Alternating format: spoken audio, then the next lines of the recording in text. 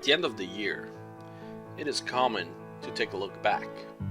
That's what we're gonna do today.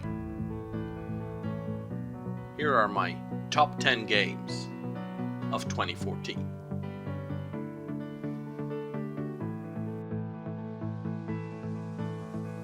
In position 10, Heroes and Generals. Steam release date is the 11th of July 2014. Heroes and Generals is a first-person shooter. It's a free-to-play game that has some aspects of course, you can buy stuff in it. You can buy weapons and stuff like that. Heroes in General is a very realistic shooter. Your soldiers are very slow. A few shots will kill them. One shot is sometimes enough. And it has a big MMO aspect to it. Basically, you can either do the first person part, in which you run around, you try to get objectives, you try to conquer your enemy's positions, you try to kill your enemy as much as possible. Or you can do the real-time strategy part, if you want to call it that, in which you order around troops, and the troops that you order around in the real-time part are then the troops that can spawn in at the places where the first-person fights take place. It's kind of weird, I know, but it is a great system, and there are some very, very intense battles going on sometimes. Sometimes they aren't balanced because one side has better resources. Sometimes they are very tight and very suspenseful. All in all, it's a good game, and I like it a lot. In position number 9, Bloons Tower Defense 5. And I'm totally cheating here because the Steam release date is the 19th of November 2014. The game itself has been released in 2011, I think. But that doesn't matter because Bloons Tower Defense 5 is great. I have played this on my iPad. When I saw that it was on Steam, I actually bought it on Steam because I'm just having so much fun playing that. One of my favorite games to pass the time. You just place your monkeys, they shoot darts at balloons that are trying to get, well, balloons obviously, are trying to get past them. You can unlock stuff, you have different monkey things that go on. I especially like the monkey sniper, which I think is hilarious. It's like the cat sniper from the pictures you can find on Google. But even more hilarious because it's a monkey, you know? Everything is monkey-ish. And the whole monkey theme somehow really, you know, is really funny to me. So I do like to play Bloons Tower Defense 5. And who knows, it might return to the channel one of these days. But it's definitely up there. So place number 9, Bloons Tower Defense 5. In spot number 8, Sid Meier's Civilization Beyond Earth.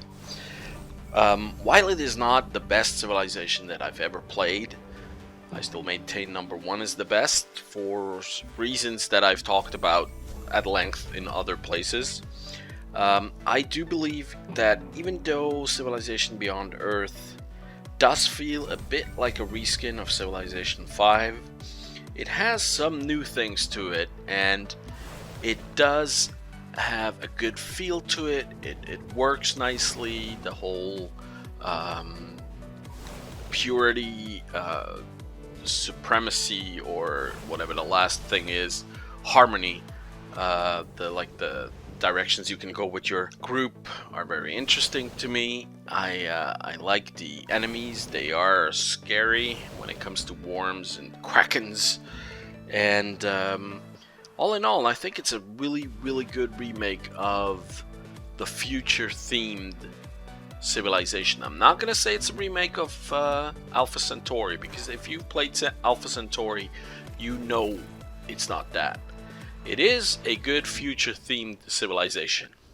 That's all I'll say for it. And while I prefer the historical ones, and if it had been a historical one, it would probably be further up this list. But I do prefer the historical ones. I still enjoy it quite a bit, and I'll go back to playing it right after making this video, probably. Spot number 7. Oh, Watch Dogs. Watch Dogs released on the 27th of May 2014. Watch Dogs, the promises that this game has given us before it came out. Many people were disappointed by it. I wasn't. I had a lot of fun playing Watch Dogs. It was a pretty good storyline for a game like that, I think. There were some interesting missions in it. I especially liked the area it played in, Chicago, one of my favorite cities in the world. I enjoyed it very much. The whole hacking thing, the fact that the hero was kind of... How can I say this? The hero is kind of good and bad. So, since he is a vigilante, he's not just a good guy. He's got some really dark sides to it. And it's a topic, you know? His family doesn't just accept that Aiden Pierce is this vigilante guy. They have a problem with it as well. Even though it helps them, they don't recognize him again. So the storytelling in it, I think, was really good. The only thing that really bothered me is the fact that they had to go with a fictionalized version of Chicago that they still called Chicago. In my opinion, they should have taken the city and just worked with what they had there. They didn't need the out in the sticks area and stuff like that. But still, I had a good time with Watch Dogs. You can see it all in the LP that I made. Spot number 7 for Watch Dogs. Woof. And spot number 6. It's Ubisoft again. It's crazy, huh? These guys, more than one game in the same list. That's pretty good. It's Far Cry 4, which was released only recently, actually. It was released on the 17th of November 2014, so not too long ago. So, if you ask me, is Far Cry 4 a reskin of Far Cry 3? My answer is hell yes. If you ask me, does that bother me? My answer is hell no, because it's fun. Come on. Pagan Min is a strange opponent that you really want to kick in the face. The missions so far have been fun. There's shooting, there's sneaking, there's hunting, there's all kinds of stuff that you can do, as always, in a Ubisoft game. And Far Cry 4, in my opinion, is the better sequel that Ubisoft brought out this year around. Better than Assassin's Creed Unity, which, spoiler, didn't make it into this list. Even though it was on the little note that I made for myself at the beginning. But Far Cry 4 has this great feeling to it. I mean, it's pretty. You can fly around the mountainside. you can shoot things. You can attack outposts, stuff like that. It's just, well, you see it in the footage. That's my spot number 6, Far Cry 4.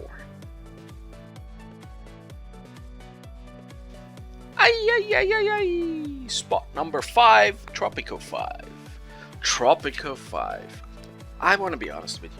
I didn't like Tropico up until number 5. I'm not sure I like it yet. Now I do like Tropico 5. I haven't played 3 to 4. I've started playing 4 a little bit, but when Tropico 5 came out in May, on the 23rd of May 2014, I picked it up mainly because some Let's Player was playing it. I can't even remember who it was. some Let's Player was playing it, I liked the videos, and I decided, well, let's give it a try. And I did, and it was great. And I built islands, I went through the campaign, I had a great time. It was just a blast building houses and trying to figure out how many churches I need for the amount of people that I have in my country. It was crazy, crazy. And of course I did build my my own dynasty of dictators. I usually theme them in a South American, Latin American style way, so they would be called Castro or Garcia or something like that. And the whole island discovery, it was just, yeah, I liked it. I mean, what is there not to like? I mean, I heard it's not as complicated as number 4, but to be honest, for me, that was just complicated enough. So thank you, Calypso. You made a great game. Tropico 5, spot number 5. Then next one, spot number 4. Now this one is a difficult one. You know why it's a difficult one? Because I think these guys are cheaters. Spot number 4 goes to The Hunter for me. Well, it came out on Steam on the 3rd of June 2014. Again, I think it came out earlier, but I picked it up when it came out. Well, not right away. I picked it up because of an LPer again. Picked it up in 2014, and it was only on Steam in June 2014. The Hunter, in my opinion, it is in the category of free-to-play games. Now, theoretically, it is a free-to-play game. If you accept that you can only play a small part of the game free to play, and if you want to unlock the rest of the game, you have to play through a complicated system of missions and in-game currency and all kinds of stuff that you have to do to unlock everything. However, The Hunter is a great game. It's an amazing game. It has turned me, who has no interest whatsoever in hunting, into an actual hunter. Not, I mean, a guy who goes out, but I like playing this game. I like sneaking through the woods, trying to find a deer and just shooting the heck out of that deer, or a boar, as in this case, as you can see in the footage. So, yeah, it's a good game. That's all I can say. Just if you are interested in it, make sure you figure out how to play it for free before you start buying stuff, because it is easy to start buying stuff. I did, I know. So yeah, that's it. Spot number 4, The Hunter. Could have been up top. If only the payment plan wasn't as bad as it is. Alright. Spot number 4. Top 3 now. Spot number 3. Call of Duty Advanced Warfare. 3rd of November 2014. Now there's gonna be screams and moans and all kinds of utterances of dismay for me having picked a Call of Duty title. I want to be honest with you. I didn't think they could pull it. They could pull it out of the hat again. I really didn't think they could. Call of Duty Advanced Warfare. A single player, even though it's still ridiculously overboard, it is fun. It's actually fun to play the single player mission, even though there's stupid scenes like press E to pay respects. You know, stuff like that. Stupid. But the mission is okay. The storytelling is pretty good. Kevin Spacey's in there, so hey, Kevin Spacey, obviously, right from the beginning. Spoilers, you know he's evil. Spoiler end. Call of Duty Advanced Warfare single player mission was the first single player mission since Call of Duty Modern Warfare that I actually liked. Some of them I didn't even play. And then there's the multiplayer. I don't know what they changed. They changed it around a little bit, and it has made the game better. So the other night we were playing with 4 people. We were playing a round of hardcore. hardcore domination or hardcore team deathmatch, whatever it was. And it was actually fun. People were sneaking around, trying to get kills. And then, of course, there's the normal mode where everyone just runs around and blasts around with their jumping jets or whatever you have. And it's just gunplay, it's just action, it's arcade. If you want the simulation, don't play this. Play Heroes and Generals. You know? Call of Duty, Advanced Warfare. Good game, spot number 3.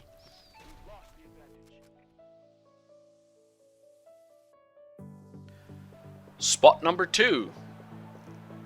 NBA 2K15. Holy crap.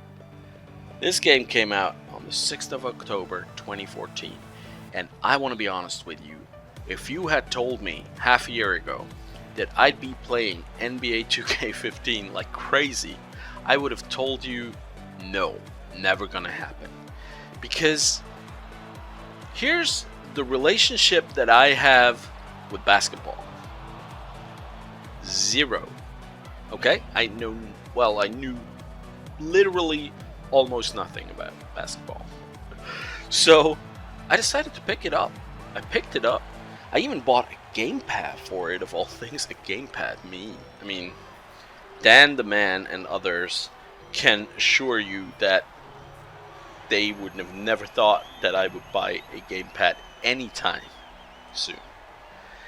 And I did. I have a gamepad now. It's right next to me. It vibrates every now and then when I start to up the computer, and really scares me because I'm not used to it being there. So yeah, I have a gamepad. I play NBA 2K15 my career. I currently play for the Utah Jazz. If this is a problem for you, I'm sorry. I know nothing about basketball teams. When they said they wanted me to come play for them, I just said yes. Yep, that's it. NBA 2K15, spot number 2. And finally, we have arrived at spot number 1. The winner, the best game for me personally in 2014. Battlefield 4. What? Battlefield 4, you say? But Fallaron, Battlefield 4 was released on the 29th of October 2013. What the hell is it doing in a 2014 video? Well, let me explain. On the 30th of September 2014, Battlefield 4 received a big update. It's called the Fall Update. Personally, I believe that's when the game really came out. All the playing before, like almost a year, that was just a beta. There were so many bugs in Battlefield 4. It had so many problems. It was so annoying at times because of tick rates, because of bugs, because of glitches. All kinds of things were in there. And it was really, really difficult to stay with it. But stay with it we did. And you know why? Personally, for me, it can be just so freaking awesome if you're having a good round. So freaking awesome. I mean, as a sniper, I just love the moment where you see a guy 500 meters away and you just squeeze the trigger. You see your bullet fly and then you get all the points for headshot, marksman bonus, whatever. You just get all the points. And the guy never saw it coming. He never saw it coming. It's just he was running around and suddenly he's dead. You know? That was fun. Of course, if you were on the receiving end of that sniper thing, it's not as much fun, surprisingly. But on the receiving end, it's however then fun to sneak up on the snipers, stab them in the back, and laugh at them. Maybe even teabag them if you have to, you know? So, that's it. That is my winner for 2014, Battlefield 4. On the reason, or because of the fact that the deciding update that finally made the game really playable and really good was released in September 2014. So yeah, I know number 1 as well is a little cheaty, but hey, It's my list. If you don't like it, make your own list. If you like it, please leave a like. Tell me in the comments what your favorite games of the years were. And finally, I would like to say one more word. One game is not in here. One game that I have spent hours and hours on. Playing it. Playing mods. All kinds of things. I'm obviously talking about Minecraft. Minecraft would top this every year. Every year since I've found Minecraft, Minecraft would top this list. This year, I'm just going to ignore all that and leave Minecraft out of it. It's not in the contest. Terraformacraft is not in the contest. All the mods are not in the contest. Battlefield 4, my winner for 2014. Thank you for watching. Leave a like, leave a comment. Have a great, great new year. And I'll see you in 2015. Bye-bye.